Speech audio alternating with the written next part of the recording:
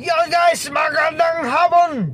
Ang oras natin ay 1:51 PM.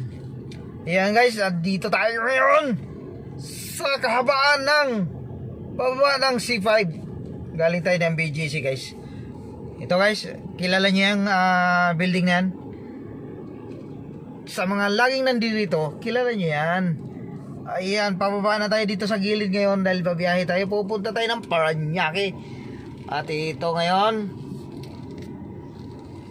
titingnan natin guys kung napakainit ang panahon ngayon, no?